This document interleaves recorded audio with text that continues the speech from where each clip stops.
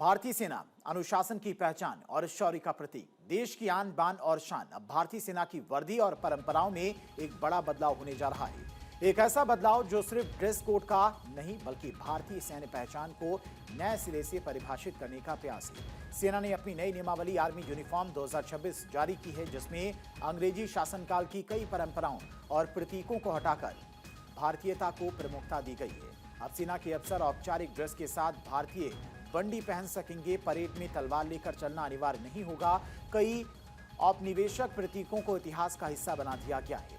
174 पन्नों की नई नियमावली और उसके साथ भारतीय सेना की नई तस्वीर। सेना ने पहली बार पारंपरिक भारतीय बंडी जैकेट को औपचारिक सैन्य परिधान का हिस्सा बनाया और अब अधिकारी बंद गला, लाउंज सूट, कॉम्बिनेशन ड्रेस और औपचारिक शर्ट पैंट के साथ बंडी पहन सकेंगे। सेना का मानना है कि यह बदलाव भारतीय सांस्कृतिक विरासत और आधुनिक सैन्य गरिमा के बीच संतुलन स्थापित करेगा। क्या कुछ बदलाव किया गया है भारतीय सेना की ड्रेस में, तो चलिए वो भी आपको बताते और समझाते हैं। ड्रेस और ग्रूमिंग से जुड़े नियमों में बड़ा बदलाव किया गया। अंग्रेजों के दौर की कई निशान हटे। परेड में तलवार लेकर चलना अनिवार्य नहीं।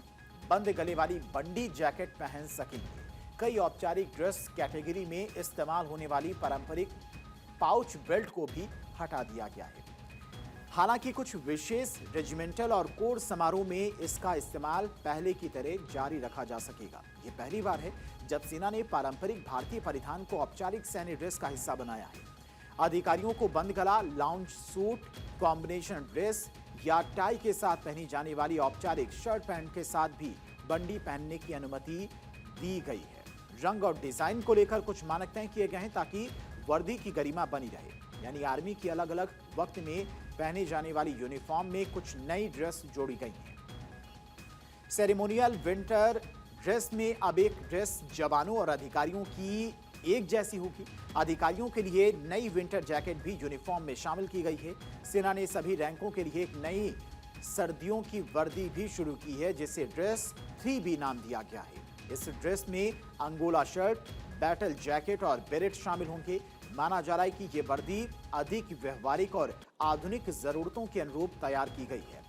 ड्रेस रेगुलेशन में 3B नाम से विंटर ड्रेस जुड़ी है। इसमें विंटर जैकेट शामिल है। इस तरह का विंटर जैकेट अभी एयरफोर्स और नेवी की यूनिफॉर्म में है। अब आर्मी की यूनिफॉर्म में भी इसे शामिल किया गया है। ये पीस स्टेशन के लिए होगा, क्योंकि फील्ड स्टेशन में पूरे सारे कॉम्बैट यूनिफॉर्म ही पहनी जाती है। कॉम्बैट यूनिफॉर्म में 7A नाम से नई ड्रेस जुड़ी है।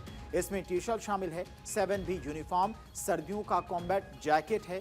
विंटर सेरेमोनियल में अधिकारियों के लिए 1C नाम से नई ड्रेस जोड़ी गई है। अब तक ये ड्रेस जवानों और जेसीओ के लिए होती थी, अब इसे ऑफिसर्स के लिए शामिल किया गया है। आर्मी में अलग अलग ड्रेस की ज्यादा संख्या को देखते हुए कई साल पहले ड्रेस की संख्या कम की गई थी, लेकिन अब फिर ड्रेस की संख्या बढ़ा दी गई है।